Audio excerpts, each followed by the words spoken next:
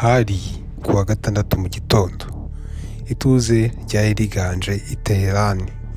Umuyobozi w'ikirenga wa Iran yinjiye mu cyari kigenewe kuba indi nama isanzwe, ariko mu minota mike yakurikiyeho aba amaze kwicwa.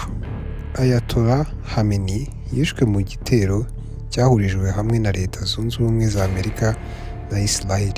Ariko ibyo murabizi, inkuru yacu iri joro si igitero ubwacyo. Inkuru yacu ni ibijyanye n'ibyabanje mbere y'icyo gitero n'uko cyateguwe. Byatangiriye ku igenzura ry'ibanga, igenzura ryamaze imyaka myinshi cyane. Ibi bishingiye kuri raporo nshya ya Financial Times ivuga ku igenzura ryari rikomeye ku buryo Israel yari izi Iran mu buryo burambuye cyane. Ntabwo tuvuga ku butasi bwari bugamije abayobozi bake gusa, turavuga ku kwinjira mu buryo bw'ikoranabuhanga mu muyoboro wose w'imodoka y'umujyi, icyo bita traffic lights cyangwa traffic cameras. Yego, nibyo wumvise.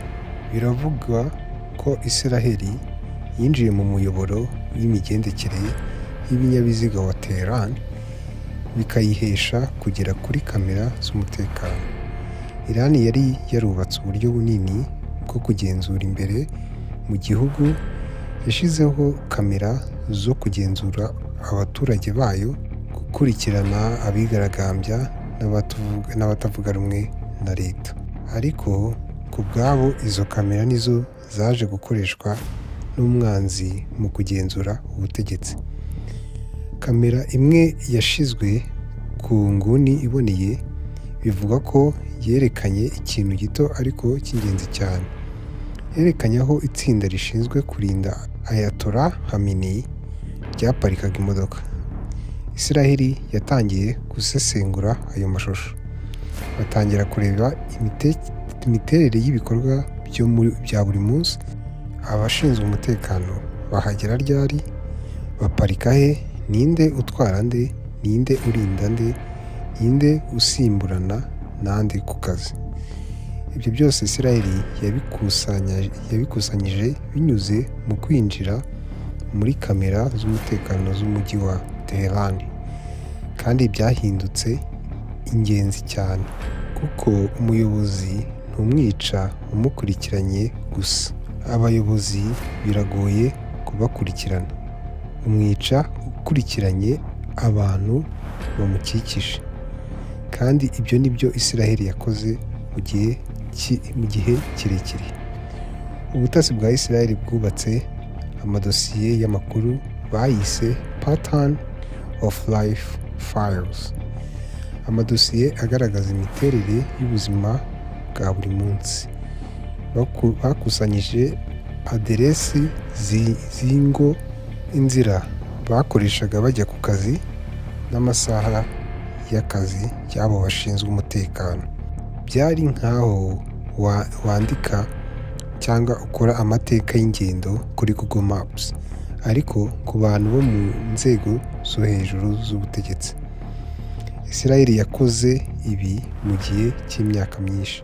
Umushinga wayoborwaga na Unity 8200, ishami rya Israel ryihariye mu butasi bw'itumanaho.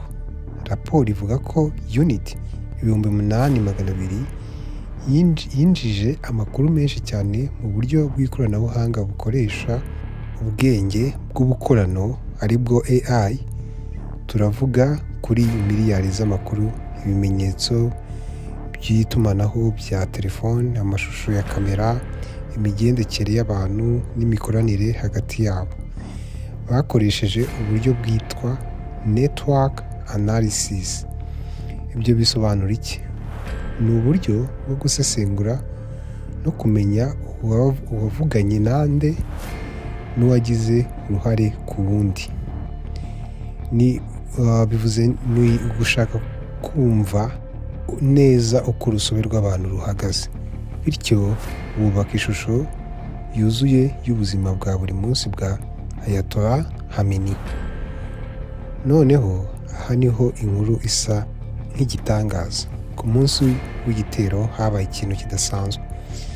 Imiyoboro ya telefone zigendanwa hafi y'aho Khamenei yari atuye yarahagaritswe. Telefone zatangaga ikimenyetso cyo guhuriranamo, kandi ubutumwa bw'imbuzi cyangwa buburira ntibwashoboraga kugera ku bo bwagenewe. Niba wari umwe mu barindaga umutekano we, ntiwashoboraga kugera ku itsinda ryawe. Uhamagara ntibigende. Muri icyo gihe ubutasi bwa Israel na Amerika bwari bukomeje akazi. Bemeje ko Khamenei yari iwe kandi ko yari ari mu nama y'abayobozi bakuru. Kandi si amakuru y'ikoranabuhanga gusa bari bashingikirijeho. Ubutasi bwa Amerika bwari bufite n'umuntu utanga amakuru wemeza ibyo byose cyangwa wemezaga ibyo byose. Raporo ivuga ko bari bafite n'ubutasi bushingiye ku bantu. Iran yari izi ko igitero kizaza.